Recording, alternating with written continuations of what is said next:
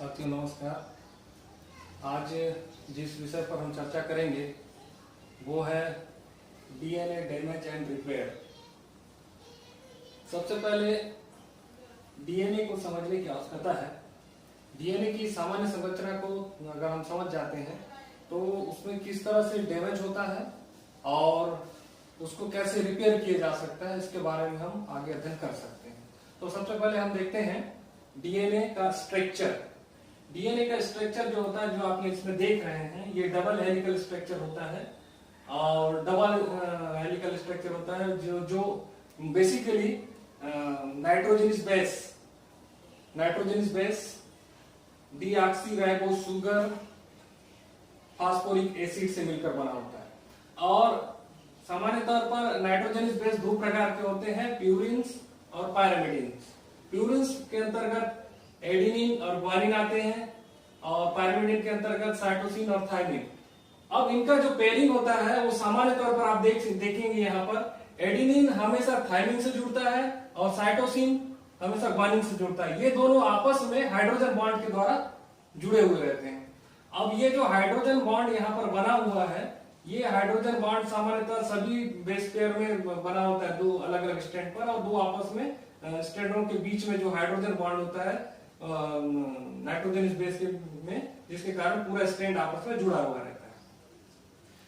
तो सामान्य तौर पर जो डैमेजेस होते हैं, वो डैमेजेस सामान्य जो डीएनए की संरचना है उस संरचना में वो परिवर्तन ले आते हैं। सामान्य तौर पर अगर हम डीएनए डैमेज की बात करें तो डीएनए की सामान्य संरचना में जो परिवर्तन विभिन्न भौतिक जैविक एवं रासायनिक कारकों के कारण उत्पन्न होती है, उसे हम डीएनए डैमेज कहते हैं।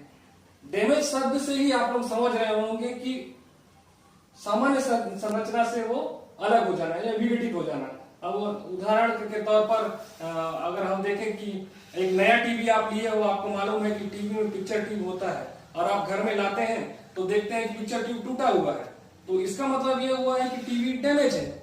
डैमेज है का मतलब वो सामान्य संरचना जो उसकी होनी चाहिए वो संरचना उसमें नहीं पाया है, इसी कारण वो डैमेज कहला रहा है। तो वो जो डीएनए होता है, डीएनए की भी जो सामान्य संरचना होती है, उस सामान्य संरचना में विभिन्न भौतिक जैविक और रासायनिक कारकों के कारण अलग संरचना बन जाती है या अलग स्ट्रक्चर स्थापित हो जाता है। उस दशा को हम डीएनए डैमेज कहते हैं।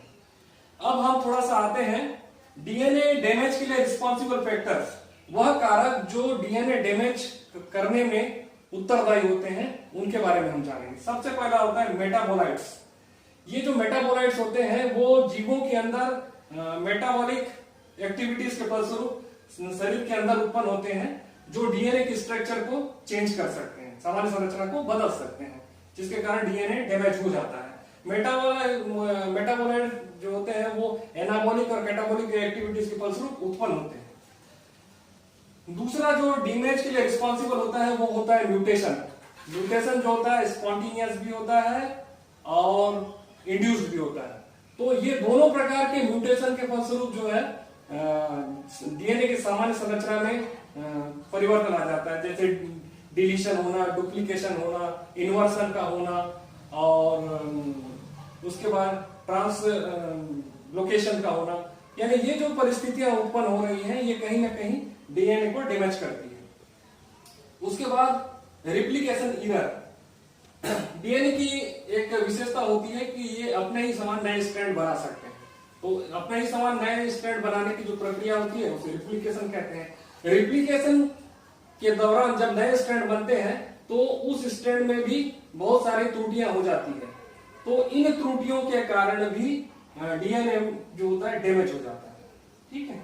इसके बाद हीट, जिसे हम डीनेचुरेशन कहते हैं। अगर डीएनए को सामान्य तौर पर 60 से अधिक तापमान पर रखा जाता है या तापमान दिया जाता है, तो धीरे धीरे दोनों स्ट्रैंड के बीच का जो हाइड्रोजन बंध है वो टूट जाता है और टूटने के फलस्वरूप वो अलग अलग हो जाते हैं। तो ये डीनेचुरेशन की प्रक्रिया जो है वो डीएनए को डैमेज करती है। इसी पांचवा जो फैक्टर है वो आयनाइजिंग रेडिएशन। Ionizing radiation. कुछ ऐसे फिजिकल फैक्टर्स होते हैं जो आयोनाइजिंग होते हैं और डीएनए के संरचना में परिवर्तन ले आते हैं। उसके क्या जो आयोनाइजिंग फैक्टर्स हैं उनमें सबसे पहला है एक्स रेस। एक्स रेस जो होता है, अगर हम डीएनए के संरचना पर अध्यारोपित कर देते हैं तो वो डीएनए की संरचना को या उसके सामान्य स्वरूप को बदल देता है। इसी प्रकार गामा रेस भी डीएनए के सामान्य संरचना को बदल देते हैं। तो इस प्रकार वो उसमें डीएनए के सामान्य संरचना में परिवर्तन आ जाता है और वो डीएनए डैमेज हो जाता है। इस अगला जो फैक्टर है जो डीएनए को डैमेज करता है वो केमिकल एक्सपोजर। बहुत सारे ऐसे केमिकल्स होते हैं जिसे हम म्यूटाजेंस कहते हैं। वो केमिकल्स जो होते हैं वो डीएनए की सामान्य संरचना को परिवर्तित कर देते हैं और जिसके कारण डीएनए जो है डैमेज हो जाता है। लास्ट 7वां जो रिस्पॉन्सिबल फैक्टर होता है डैमेज करने का वो है UV light, ultraviolet light. Ultraviolet light भी डीएनए की सामान्य संरचना को क्या करता है, डैमेज कर देता है। ये कैसे डैमेज करता है? ये डैमेज करता है जो डीएनए में थाइमिन और थाइमिन होते हैं, वो थाइमिन के बीच में बॉन्ड बना देता है। जो बॉन्ड होता है उसे टीटी डाइमर या थाइमिन थाइमिन डाइमर कहते हैं और ये टीटी डाइमर ही जो होता है वो डीएनए को डैमेज कर देता है।